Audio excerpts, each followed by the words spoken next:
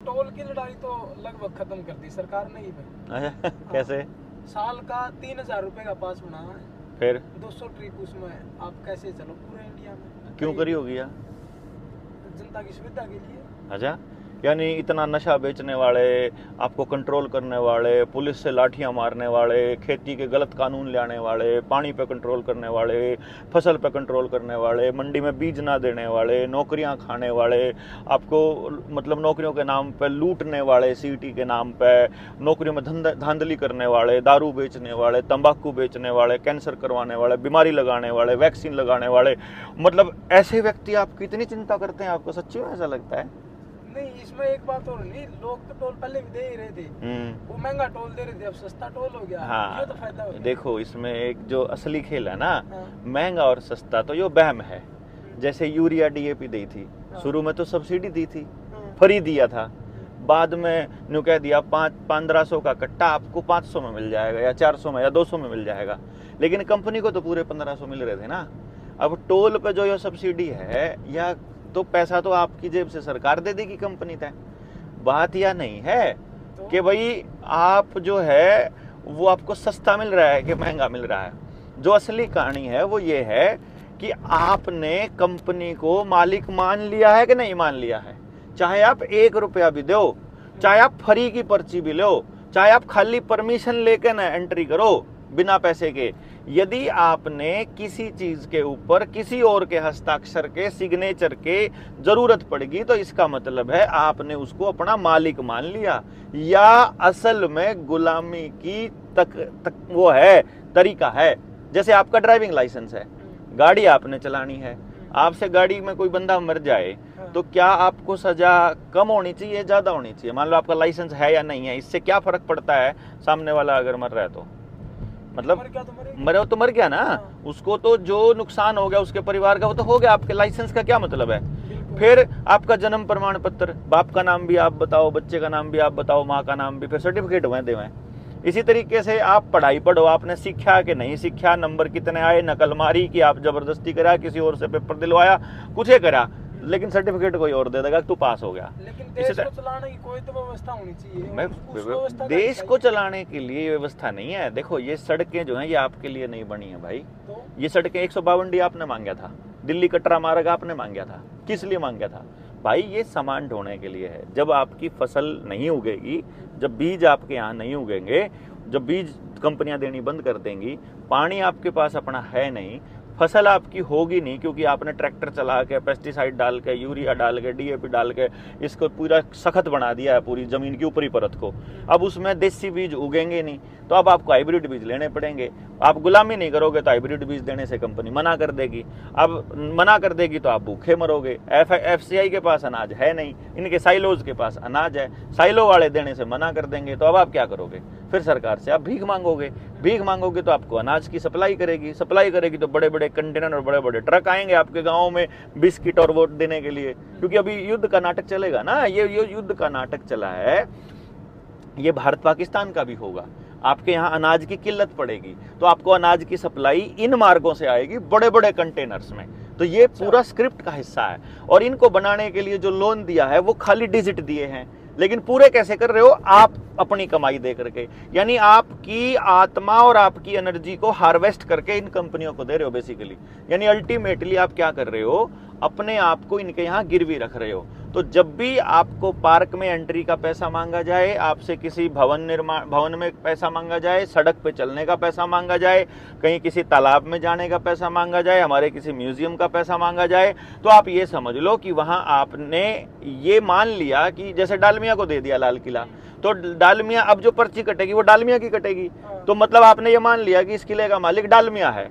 अब आपके बच्चों को, आपके बाप को तो बताया ये कि इसको मुगलों ने बनाया, फिर आपको बताया ये कि राष्ट्रीय धरोहर है। अब आपके बच्चे सोचेंगे कि वो डालमिया का है।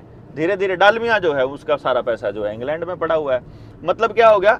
कुल मिला के धीरे धीरे आपकी नदियों पे, आपके बांध पे, आपके जोड़ पे, आपके अस्पताल पे, आपके गांव की जमीन पे, आपके मंदिर पे, आपके मस्जिद पे, अब श्राइन बोर्ड के नाम पे जैसे मंदिरों पे कब्जा कर लिया इन्होंने।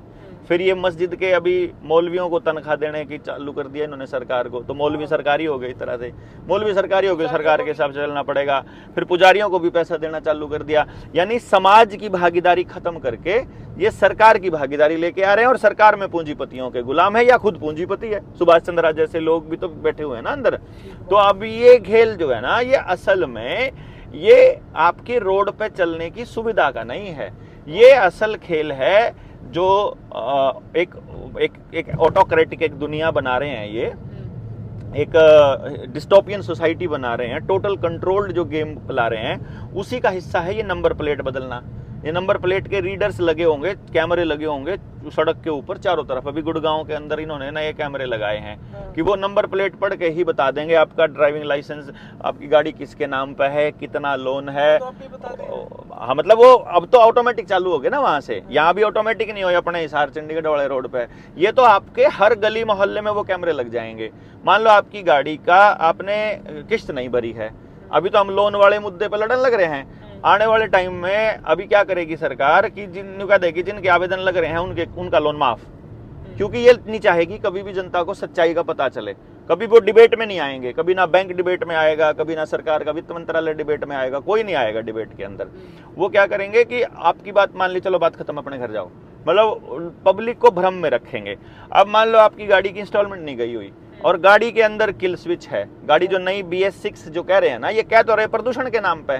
असल खेल क्या है कि उन गाड़ियों का जो कंट्रोल है वो कंपनी के पास है, तो कंपनी जब चाहे वहां से बंद कर देगी। अब यह गाड़ी जाके चलते चलते गाड़ी जहां रुकेगी, जहां स्पीड कम होएगी, वहां से स्पीड बढ़ेगी नहीं, उतनी रहेगी। अच्छा। स्पीड कम कर देंगे फिर और कम हो जाएगी, फिर और कम कर देंगे, यानी कि चलते चलते तो जाम नहीं होएगी।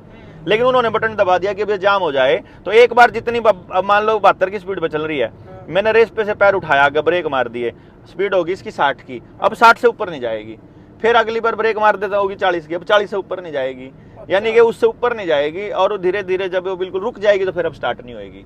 तो मतलब इसके पीछे की मंशा क्या है? मंशा ये है कि आपको कंट्रोल करना है। आपको ये बताएंगे तो ऐसा कि अपराधियों को पकड़ने के लिए है।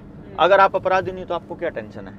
लेकिन आप सरकार से लड़ाई लड़ रहे हो, आप आंदोलन कर रहे हो, आप किसान हो, आप स्टूडेंट हो, जैसे अब छात्रों के ऊपर लठ बरसा दिया, छात्रों ने कर दी यहाँ हड़ताल में CCTV कैमरे ने पर सर्च कर लिया कि आशीष और देवेंद्र जो थे हड़ताल में बैठे थे। आशीष और देवेंद्र की गाड़ी कौन, मोबाइल नंबर क्या है, ये मोबाइल नंबर है, आधार नंबर क्या है, ये आधार नंबर है, बैंक अकाउंट क्या है, ये बैंक अकाउंट है, ये गाड़ी नंबर क्या है, ये गाड़ी नंबर है। आधार नंबर बंद कर दो, आधार नंबर बंद, आपका बैंक अकाउंट बंद, आपकी गाड़ी बंद, आपका फोन बंद, आपका नंबर बंद, आपकी बिजली बंद, आपका पानी बंद, जो जो आधार के साथ जुड़ रहा है सब बंद। अब आप धरना करके दिखाओ।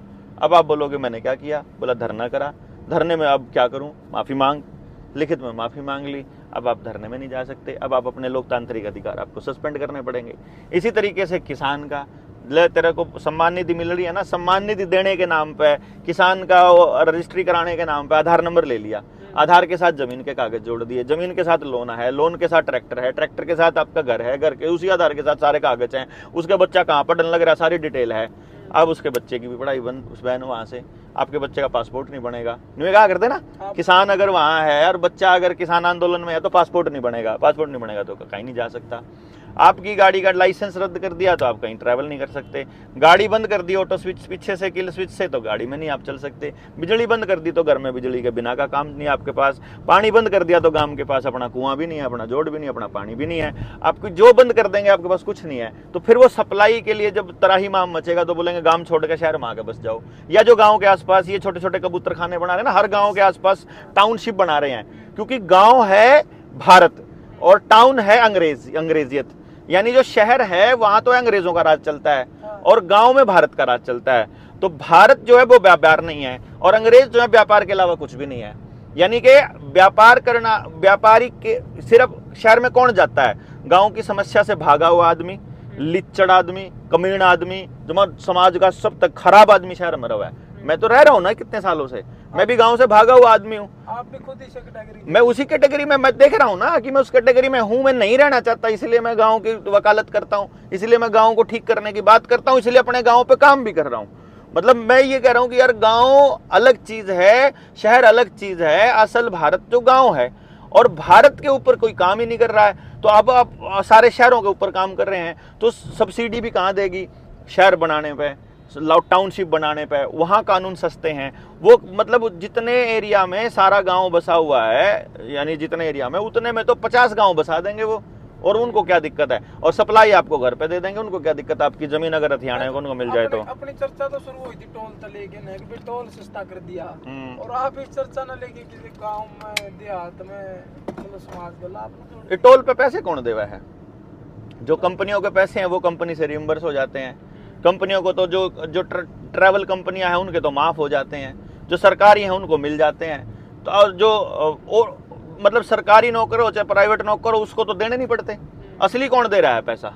गांव का आदमी दे रहा है। ये टैक्स का पैसे से वापस हो जाते हैं, वो जैसे आर्मी वाले को वापस हो जाते हैं, सरकारी नौकर को वापस हो जाते हैं, मंत्रियों का, नेताओं का लगता ही नहीं है, और जो रिप्रेजेंटेटिव उनका लगता नहीं है। धक्का करके कुछ थोड़ा बहुत किसान नेता करने लग रहे हैं। इनने भी कह दिया सस्ता पड़ाई तो खुद ही किसान नेता ही करा लेगा। रोज रोज के पंगा कौन 3000 का कर ले? 3000 से 3500 कर देंगे। जब 3 देने लगे 3500 भी में भी दे देंगे, 3500 देने लगे 4000 भी दे देंगे, 4000 देने लगे 6000 भी दे देंगे। उनको क्या दिक्कत है? ये असल में घूम फिर के कुल मिला करके आपने जैसे ही कंपनी को ये मान लिया कि कंपनी हमारी मालिक है और सड़क पर चलने के लिए इनकी अनुमति की आवश्यकता है, उसी दिन ये ऐसा काम चालू कर दिया। अभी तो कुछ भी नहीं हुआ भाई साहब। अभी तो ये टोल आया है कि आपने 3000 रुपया का हो गया, 200 टोल हो गए, तो एक टोल कितने का पड़ा? 15 रुपए का।